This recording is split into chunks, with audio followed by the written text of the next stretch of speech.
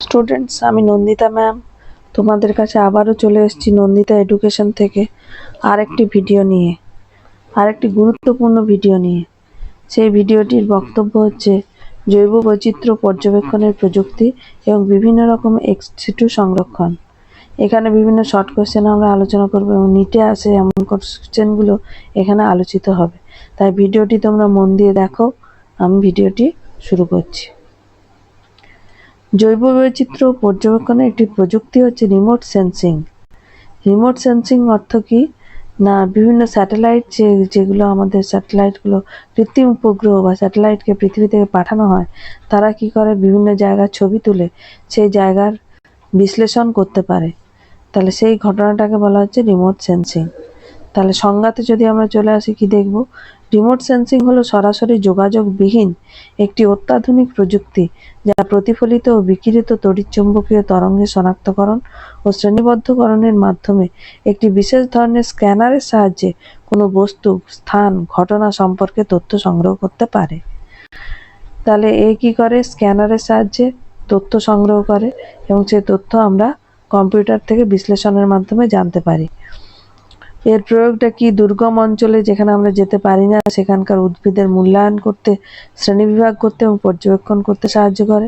এছাড়াও মাটির প্রকৃতি, তাপমাত্রা, আর্দ্রতা ইত্যাদি সম্পর্কে তথ্য সংগ্রহ করা যায়। এটি অরণ্য ব্যবস্থাপনা ও ফসলের ফলন মূল্যায়নে সহায়তা করে। গর্ভস্থ জলের অনুসন্ধান এবং পর্যবেক্ষণ করা যায়। থিমাটিক মানচিত্র ও লিথোলজিক ম্যাপ তৈরিতে ব্যবহৃত হয় এবং বিভিন্ন প্রাকৃতিক দুর্যোগেরও মূল্যায়ন এটি করতে পারে। জিওগ্রাফিক্যাল ইনফরমেশন সিস্টেম হচ্ছে দ্বিতীয় টেকনোলজি যেটা জীববৈচিত্র্য পর্যবেক্ষণের জন্য আমরা ব্যবহার করি। এটি হচ্ছে কম্পিউটারজনিত সিস্টেম যার সাহায্যে বিভিন্ন ধরনের ভৌগোলিক তথ্য পরিসংখ্যান, ধারণ, বিশ্লেষণ ও প্রদর্শন করা যায়। অর্থাৎ স্যাটেলাইট থেকে যে ছবিগুলো আসে সেই ছবিগুলো এই পদ্ধতির সাহায্যে বিশ্লেষণ করে আমরা বিভিন্ন তথ্য জানতে পারি।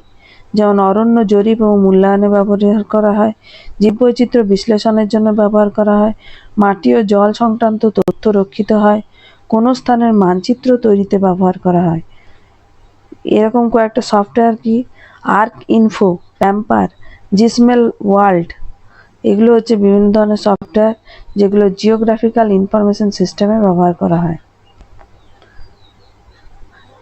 আগের যে রিমোট সেন্সিং আমরা পড়লাম তাতে কি হচ্ছে, কয়েকটা উপগ্রহ আছে যারা রিমোট সেন্সিংয়ে সাহায্য করে, যেমন ল্যান্ডস্যাট, NOAA, IRS-1A, 1B, ID, এগুলো হচ্ছে কিছু উপগ্রহ যারা কিনা রিমোট সেন্সিংয়ে সাহায্য করে। মিউজিয়াম। এবার চলে আসছি আমরা এক্স-সিটু সংরক্ষণের মধ্যে। এক্স-সিটু সংরক্ষণের একটা গুরুত্বপূর্ণ ধাপ হচ্ছে মিউজিয়াম।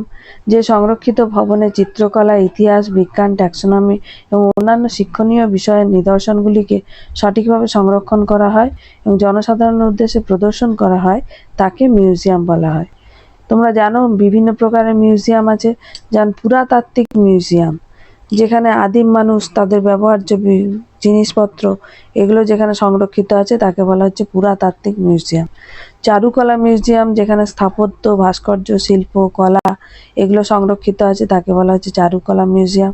যেমন লন্ডনের ন্যাশনাল গ্যালারি, নিউ ইয়র্কের মেট্রোপলিটন মিউজিয়াম অফ আর্ট। প্রাকৃতিক বিজ্ঞানের মিউজিয়াম হচ্ছে লন্ডনের ন্যাচারাল হিস্ট্রি মিউজিয়াম। এখানে উদাহরণগুলো মনে রাখতে হবে। এই উদাহরণগুলো অনেক সময় আমাদের নিট পরীক্ষায় বা HS পরীক্ষায় আসতে পারে। ঐতিহাসিক মিউজিয়াম, যেখানে বিভিন্ন রাজারা তাদের ব্যবহৃত অস্ত্রাদি, তাদের দুর্গর জিনিসপত্র এসব রাখা থাকে, তাকে বলা হচ্ছে ঐতিহাসিক মিউজিয়াম। বিজ্ঞান মিউজিয়াম, যেখানে বিজ্ঞানের বিভিন্ন দিক সম্পর্কে আলোকপাত করা হয়, যেমন চিকাগোর মিউজিয়াম অফ সায়েন্স, কলকাতার বিড়লা সায়েন্স মিউজিয়াম। এখানে বিড়লা সায়েন্স মিউজিয়ামে মহাকাশ বিজ্ঞান সম্পর্কে, অর্থাৎ আকাশের তারা, নক্ষত্র সম্পর্কে পরিচয় ঘটানো হয়। ওয়েব মিউজিয়াম কোনটা? যাকে আমরা ওয়েবসাইটে দেখতে পাই, যেমন railway museum, maritime museum. Maritime museum থেকে আমরা সমুদ্রের ভেতরের জগৎ সম্পর্কে জানতে পারি। মিউজিয়াম সংক্রান্ত বিজ্ঞানকে বলা হয় মিউজিওলজি। এটি খুব গুরুত্বপূর্ণ, এটি মনে রাখতে হবে। চিড়িয়াখানা। তোমরা জানো চিড়িয়াখানাতে কি দেখতে পাই আমরা? বিভিন্ন ধরনের পশু পাখি দেখতে পায়। তাহলে বিভিন্ন ধরনের জীবজন্তুকে জনসাধারণের প্রদর্শনের জন্য এবং প্রজননের উদ্দেশ্যে সংরক্ষিত করা হলে তাকে বলা হয় চিড়িয়াখানা। বিভিন্ন ধরনের চিড়িয়াখানা আছে, তোমরা জানবে। ওপেন রেঞ্জ জু, যেখানে কোনো সীমানা নেই চিড়িয়াখানার, যেমন নর্থ ক্যারোলিনা জু। রোড সাইড জু, রোডের দুপাশে জীবজন্তুদের সংরক্ষণ করা হচ্ছে, তাকে বলা হচ্ছে রোড সাইড জু। সাফারি, যেমন নর্থ ক্যারোলিনা জু। পাখিরালয়, যেখানে পাখিদের সংরক্ষণ করা হয়, একে বলা হয় অ্যাভিয়ারি। পেটিং জু, যেখানে গৃহপালিত পশুদের সংরক্ষণ করা হয়। অ্যানিমাল থিম পার্ক, যেমন ডিজনিজ অ্যানিমাল কিংডম, ওরিয়ান্ডো। এখানে কি করা হয় না, কয়েকটা জীবও সংরক্ষণ করা হয়, তার সঙ্গে আমোদ প্রমোদেরও ব্যবস্থা আছে। পাবলিক অ্যাকোয়ারিয়াম কোনটা? জর্জিয়া অ্যাকোয়ারিয়াম হচ্ছে একটা পাবলিক অ্যাকোয়ারিয়াম। অনেক সময় প্রশ্ন আসে যে পৃথিবীর প্রাচীনতম চিড়িয়াখানা কি? হিরকন পলিস চিড়িয়াখানা হলো পৃথিবীর প্রাচীনতম চিড়িয়াখানা। আর কয়েকটা সংস্থা আছে যারা চিড়িয়াখানার কার্যনীতিকে নিয়ন্ত্রণ করে। সেই সংস্থাগুলোর পুরো নামটা অনেক সময় প্রশ্নে আসে, যেমন ওয়াজা, World Association of Zoos and Aquarium. সিজেডে, Central Zoo Authority. CEE, Centre for Environment Education. এরপরে যেটা আমরা পড়বো সেটা হচ্ছে বোটানিক্যাল গার্ডেন। বোটানিক্যাল গার্ডেন কি আমরা জানি, যেখানে গাছপালা সংরক্ষিত করে রাখা হয় এবং বিভিন্ন প্রজাতির গাছপালা, বিভিন্ন পৃথিবীর বিভিন্ন কোন কোনার থেকে সংগৃহীত বিভিন্ন প্রজাতির গাছপালা এখানে এনে রাখা হয়। শিক্ষামূলক উদ্দেশ্যে সংরক্ষিত হয় এবং প্রতিপালনও করা হয়, তাকে বলা হচ্ছে উদ্ভিদ উদ্যান বা বোটানিক্যাল গার্ডেন। প্রাচীন উদ্ভিদ উদ্যান কোনটি? ইতালির পাদুয়ায় অবস্থিত 1545 খ্রিস্টাব্দে স্থাপিত এই উদ্যানটি হচ্ছে প্রাচীন উদ্ভিদ উদ্যান। বৃহত্তম উদ্ভিদ উদ্যান কোনটা? রয়্যাল বোটানিক্যাল গার্ডেন পশ্চিম ইংল্যান্ডের কিউতে অবস্থিত, 1759 খ্রিস্টাব্দে স্থাপিত হয়। এটা তোমরা মনে রাখবে।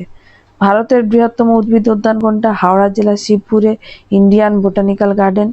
Lieutenant and Colonel Robert Kyd 1787 খ্রিস্টাব্দে এই উদ্যান প্রতিষ্ঠা করেন। বাগান সংলগ্ন হারবেরিয়ামটির নাম সেন্ট্রাল ন্যাশনাল হারবেরিয়াম, যা ভারতবর্ষের বৃহত্তম হারবেরিয়াম। এখানে 25 লক্ষ গাছের নমুনা রক্ষিত আছে। তাহলে এই ছোট ছোট তথ্যগুলো আমাদের মনে রাখতে হবে। ব্যাবিলনের ঝুলন্ত উদ্যানের নাম শুনেছো তোমরা, সেটি হচ্ছে পৃথিবীর প্রাচীনতম বোটানিক্যাল গার্ডেন। এছাড়াও একটা সংরক্ষণের আরেকটা উপায় হচ্ছে হারবেরিয়াম। হারবেরিয়াম কাকে বলা হয় না, কোনো একটা উদ্ভিদ নমুনাকে শুকিয়ে গেলে সেই নমুনাটিকে একটা সিটের মধ্যে চিটিয়ে তার সমস্ত বৈশিষ্ট্য সেখানে লিখে রাখলে তাকে বলা হয় হারবেরিয়াম সিট। আর হারবেরিয়াম বলতে আমরা কি বুঝি? আধুনিক হারবেরিয়াম হলো একটি বিশেষ স্থান যেখানে উদ্ভিদ সংক্রান্ত বিভিন্ন তথ্য, প্রধানত উদ্ভিদের সংরক্ষিত নমুনা, উদ্ভিদ সংক্রান্ত সমস্ত প্রকাশিত তথ্য, ছবি ও বিবরণী সংরক্ষিত করা হয়। পৃথিবীর মধ্যে সবচেয়ে বড় হারবেরিয়াম হচ্ছে Royal Botanical Garden, Kew, England. 1852 সালে প্রতিষ্ঠিত হয়। নমুনা হচ্ছে 7 লক্ষ। আর ভারতের মধ্যে সবচেয়ে বড় হারবেরিয়াম হচ্ছে সেন্ট্রাল ন্যাশনাল হারবেরিয়াম, যেটা বোটানিক্যাল গার্ডেনের সঙ্গে শিবপুরের সঙ্গে যুক্ত আছে এবং সেখানে 25 লক্ষ গাছের নমুনা এখানে রক্ষিত আছে। তাহলে আজকে আমরা পড়লাম স্টুডেন্টস যে এক্সিটু সংরক্ষণের বিভিন্ন দিক এবং জৈব বৈচিত্র্য পর্যবেক্ষণের বিভিন্ন প্রযুক্তি। এ সম্বন্ধে যে শর্ট কোয়েশ্চেনগুলো আছে সেগুলো তোমরা তৈরি করে নেবে। আশা করি তোমরা এই ভিডিও থেকে উপকার পাবে এবং আমরা চেষ্টা করছি তোমাদেরকে ভিডিওর মাধ্যমে কিছু তথ্য দেওয়ার এবং কিছু উপকার করার। এই প্রচেষ্টাকে তোমরা সমর্থন করবে। ধন্যবাদ, দেখা হচ্ছে নেক্সট ভিডিওতে।